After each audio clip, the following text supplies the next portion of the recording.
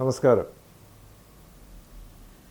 ചെറുപ്രായത്തിൽ എൻ്റെ അച്ഛൻ പറഞ്ഞിട്ടുണ്ട്, ആരംഭശൂര ഖലു കേരളീയ. അതായത് കേരളീയൻ അഥവാ മലയാളിക്ക് ആരംഭത്തിൽ ഭയങ്കര ശൂരത്വമാണ്, അത് കഴിയുമ്പോൾ അതങ്ങ് ഫിസലൗട്ട് ചെയ്യും എന്നുള്ളതാണ്.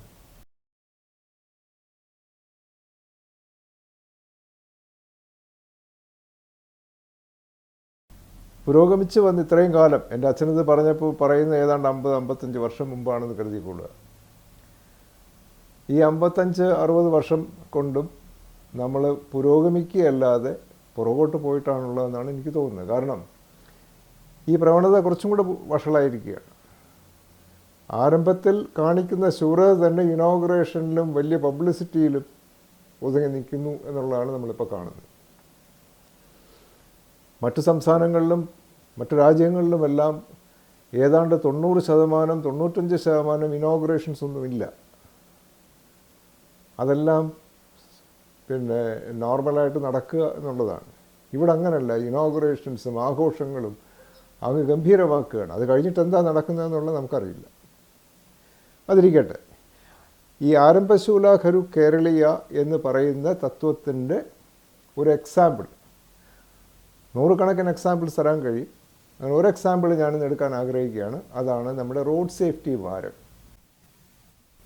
ഈ റോഡ് സേഫ്റ്റി വാരത്തിൽ എല്ലാ വർഷവും നമ്മൾ കാണുന്നത് എന്താണ്? ഞാനിപ്പോൾ 2004 തൊട്ട് ഇത് ഫോളോ ചെയ്യുന്നുണ്ട്. കാരണം തിരുവനന്തപുരം റോഡ് ഡെവലപ്മെൻറ്റ് കമ്പനിയുടെ മാനേജിംഗ് ഡയറക്ടറായിരുന്നു ഈ സിറ്റി റോഡ് പ്രോജക്റ്റ് കൈകാര്യം ചെയ്യുമ്പോൾ സംവിധാനവുമായിട്ട് അഡ്മിനിസ്ട്രേഷനുമായിട്ട് ഇടപെടേണ്ടി വന്നതിൻ്റെ അടിസ്ഥാനത്തിൽ ഇത് റോഡ് സേഫ്റ്റി വാരം ഞാൻ ഏതാണ്ട് 14-18 വർഷം ക്ലിയറായിട്ട് കണ്ടതാണ്, പിന്നെയും കാണുന്നുണ്ട്. ഇതെന്താണ് നടക്കുന്നത്? എന്തെങ്കിലും ഒരു സമ്മേളനം ഉണ്ടാക്കും, ഇല്ലെങ്കിൽ ഒരു സെമിനാർ ഉണ്ടാക്കും, ഇല്ലെങ്കിൽ ഒരു വണ്ടി, മിക്കവാറും അതാണ് സാധിക്കുന്നത്. മിക്കവാറും ഒരു വണ്ടി അങ്ങോട്ട് മോടി പിടിപ്പിച്ച് ഒരു വണ്ടി വാങ്ങി, ഒരു ലോറിയോ അല്ലെങ്കിൽ ബസ്സോ ചേസിസോ വാങ്ങി അതിൻ്റെ പുറത്ത് ബോഡി ബിൽഡ് ചെയ്ത് അതിനകത്ത് കുറേ ചിത്രങ്ങളും പടങ്ങളും വീഡിയോസും ഒക്കെ ഇട്ട് ഒരാളെയും, ഒരു നല്ല ഡെഡിക്കേറ്റഡ് ആയിട്ടൊരു ഡിപ്പാർട്ട്മെൻറ്റിൽ നിന്ന് ഒരു വ്യക്തി അവിടെ നിന്ന് കുറേ റോഡ് സേഫ്റ്റി പറ്റി പറയുകയും ഇത് കഴിഞ്ഞ് തീരുന്നു. പിന്നെ അല്ലേ, ഇതിനൊക്കെ നല്ലവണ്ണം പണം മുടക്കുന്നു എന്നുള്ളതല്ലാതെ വേറൊന്നും ഇല്ല. ശരിക്കും പറഞ്ഞാൽ ഈ റോഡ് സേഫ്റ്റി വീക്ക് എന്നുള്ളത് എനിക്ക് സ്പെല്ലിംഗ് മിസ്റ്റേക്ക് ഉണ്ടോ എന്നൊരു സംശയം. WEEK എന്നുള്ളതിന് പകരം WEAK ആകണം എന്നാണ് എനിക്ക് തോന്നുന്നത്. മലയാളത്തിൽ പറയുകയാണെങ്കിൽ റോഡ് സുരക്ഷാ വാരം എന്നുള്ളതിന് വാരും എന്ന് പറയുന്നതായിരിക്കും നല്ലത് എന്നെനിക്ക് തോന്നുന്നു. കാരണം പറയാം, ഇത് നമ്മൾ കഴിഞ്ഞ ഞാൻ 20-22 വർഷമായിട്ട് കാണുന്നു. ഇതിൽ നിന്ന് ഈ റോഡ് സേഫ്റ്റി വാരത്തിൽ നിന്ന് ഒന്നും നമുക്ക് ലഭിക്കുന്നില്ല. ടേക്ക് അവേ എന്ന് പറയുന്നത് വട്ടപൂജ്യമാണ്. അപ്പോൾ കംപ്ലൈൻറ്റ് പറയുന്നതിനുപരിയായിട്ട് എന്ത് സജഷൻസ് നമുക്ക് കൊടുക്കാൻ പറ്റും നോക്കാം. ആദ്യമായിട്ട് ചെയ്യേണ്ടത് ബസ് സ്റ്റോപ്പുകളുടെ ക്രമീകരണമാണ്. എല്ലാ ജില്ലകളിലും ട്രാഫിക് അഡ്വൈസറി കമ്മിറ്റി എന്നൊരു കമ്മിറ്റി ഉണ്ടെന്നാണ് എൻ്റെ 18 വർഷത്തോളം സർക്കാർ ഡിപ്പാർട്ട്മെൻറ്റ്സുമായിട്ട് ഇടപഴകിയതിൻ്റെ അടിസ്ഥാനത്തിൽ എൻ്റെ കയ്യിലിരിക്കുന്ന വിവരം. ഇതിൽ തെറ്റുണ്ടെങ്കിൽ ഞാൻ തിരുത്താൻ തയ്യാറാണ്. ഈ ട്രാഫിക് അഡ്വൈസറി കമ്മിറ്റിയാണ് ബസ് സ്റ്റോപ്പുകൾ ഡിക്ലെയർ ചെയ്യേണ്ടത്.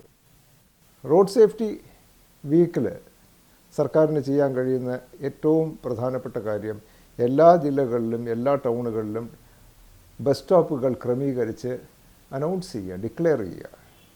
ഇതെന്താണ് ഗുണം? അങ്ങനെ ഡിക്ലെയർ ചെയ്തുകൊണ്ട് എന്താണ് ഗുണം നിങ്ങൾ ആലോചിക്കും. ഇതിൻ്റെ ഗുണം എന്ന് വെച്ച് കഴിഞ്ഞാൽ ബസ്സുകൾ അവിടെ നിർത്താവൂ, അല്ലാത്ത സ്ഥലത്ത് നിർത്തിയാൽ പെറ്റിയടിക്കാം. അതായിരിക്കാം ഒരു പ്രശ്നം ഉണ്ടാക്കേണ്ടതെന്ന് വെച്ച് ചെയ്യാതിരിക്കുന്നത്, പക്ഷേ ഇത് ചെയ്യേണ്ട കാര്യമാണ്. ബസ് സ്റ്റോപ്പ് ക്രമീകരണം.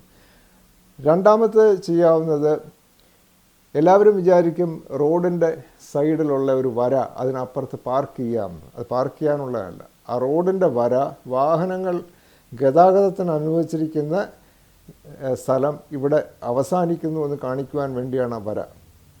അതിനപ്പുറത്ത് പാർക്ക് ചെയ്യാമെന്നുള്ളതല്ല എൻ്റെ അർത്ഥം. റോഡുകളിൽ ഒരിടത്തും പാർക്ക് ചെയ്യാൻ പാടില്ല.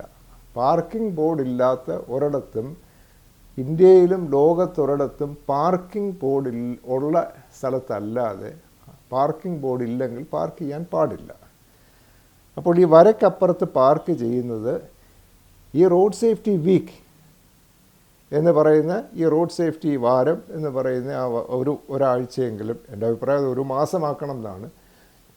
ഇത് നിയന്ത്രിക്കുക. ഇതെവിടെ ഉണ്ടോ അത് അവിടെ ചെല്ലാൻ ചെയ്ത് അവരെ മാറ്റുക, പറഞ്ഞ് മനസ്സിലാക്കി മാറ്റുക, ഇതൊക്കെ ചെയ്യാവുന്നതാണ്.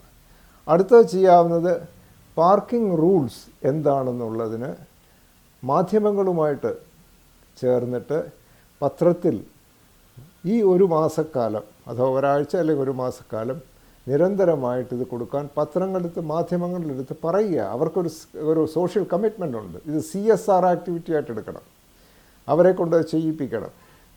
റോഡിൽ പാർക്കിംഗ് റൂൾസ് എന്താണെന്നുള്ളത് അവരെ പറഞ്ഞ് മനസ്സിലാക്കുക, പൊതുജനത്തിനെ പറഞ്ഞ് മനസ്സിലാക്കുക. പെഡസ്ട്രിയൻസിന്, കാൽനടക്കാർക്ക് ഈ ഒരു മാസം അനായാസേന അവരുടെ വഴിയിൽ കൂടി നടക്കാം എന്നുള്ളത് ഉറപ്പുവരുത്തുക. ചെയ്യാവുന്ന കാര്യമാണ്. ലോട്ടറിക്കാരെയും കച്ചവടക്കാരെയും പാർക്ക് ചെയ്യുന്നവരെയും എല്ലാം അതിൽ നിന്ന് ഒഴിവാക്കി കാൽനടക്കാർക്ക് ഫ്രീ ആയിട്ട് നടക്കാം, അഭിമാനത്തോടു കൂടി ഡിക്ലെയർ ചെയ്യാം ഡിപ്പാർട്ട്മെൻറ്റിന്. അത് ചെയ്യുക. റോഡ് സൈഡിൽ രാത്രിയിൽ പാർക്ക് ചെയ്തിരുന്ന വാഹനങ്ങളാണ് വാഹനങ്ങൾ രാത്രിയിൽ വന്ന് ഇടിക്കുന്ന ആക്സിഡൻസിന് ഏതാണ്ട് 10-15%. റോഡ് സൈഡിൽ വാഹനങ്ങൾക്ക് പാർക്ക് ചെയ്യാൻ അധികാരമില്ല. പഴയ റൂൾ, പുതിയ റൂൾ എനിക്കറിയില്ല, ഞാൻ നോക്കിയിട്ട് കണ്ടില്ല. പഴയ റൂൾ പ്രകാരം, മോട്ടോർ വെഹിക്കിൾസ് ആക്ട് പ്രകാരം 122 തൊട്ട് 25 വരെയുള്ള ആക്ട് പ്രകാരം വാഹനങ്ങൾ, ലൈറ്റ് കമേഴ്ഷ്യൽ വെഹിക്കിൾസിനും മുകളിലോട്ടുള്ളതും കമേഴ്ഷ്യൽ വെഹിക്കിൾസും ഒന്നും റോഡിൽ പാർക്ക് ചെയ്യാൻ പാടില്ല അവരുടെ പണി കഴിഞ്ഞാൽ. അവർക്ക് പാർക്ക് ചെയ്യാൻ സ്ഥലമുണ്ട് എന്നാണ് അവരെ ഒപ്പിട്ട് കൊടുക്കുന്ന ആപ്ലിക്കേഷനിൽ ഒരിടത്ത് പറയുന്നത് ഉണ്ട് എന്ന് പറഞ്ഞാണ് ആപ്ലിക്കേഷൻ കൊടുക്കുന്നത്.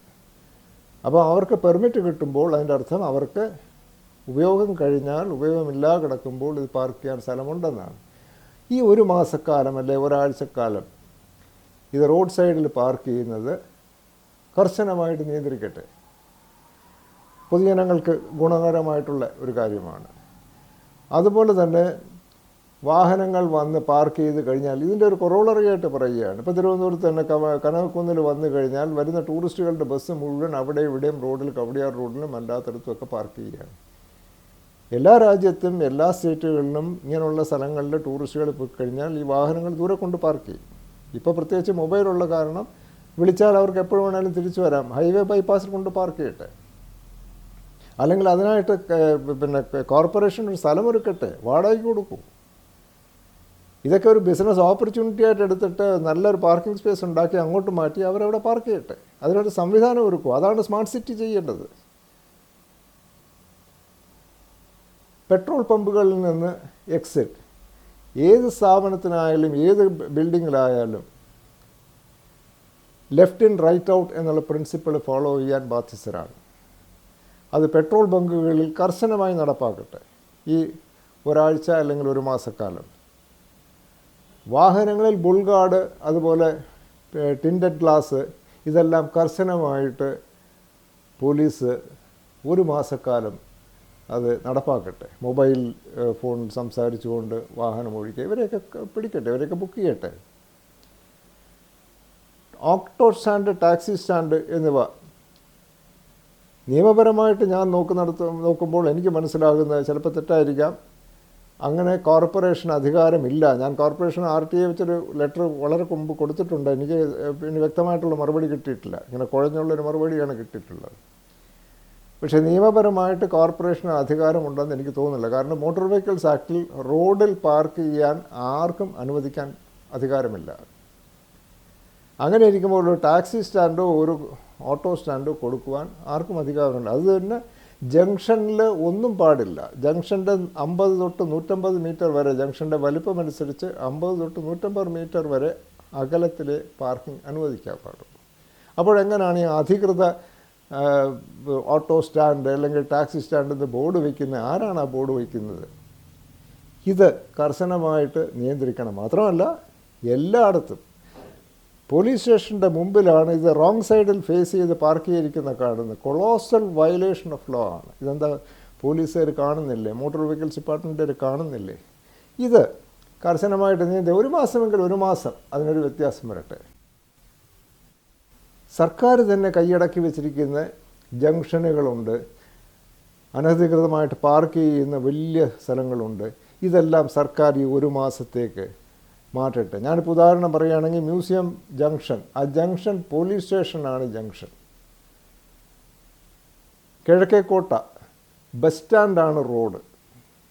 ഇതിനെല്ലാം ഈ ഒരാഴ്ചക്കാലം ഒരു അറുതി വരുത്തട്ടെ.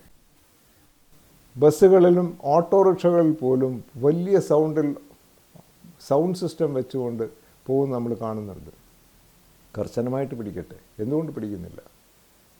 ഈ ഒരു ആഴ്ചക്കാലം അല്ലെ ഒരു മാസക്കാലം റോഡ് സേഫ്റ്റി എന്ന് പറയുന്നതിന് നിയമത്തിൻ്റെ ഇമ്പോർട്ടൻസും അതുപോലെ തന്നെ നിയമം നടപ്പാക്കുന്നതിൽ പൊതുജനങ്ങൾക്കുള്ള സൗകര്യങ്ങളും ബോധവാന്മാരാക്കാൻ ശ്രമിക്കുക. അതാണ് ഡിപ്പാർട്ട്മെൻറ്റ് ചെയ്യുന്നത് എന്നാണ് എനിക്ക് തോന്നുന്നത്. ആലോചിച്ച് നോക്കൂ. നമസ്കാരം.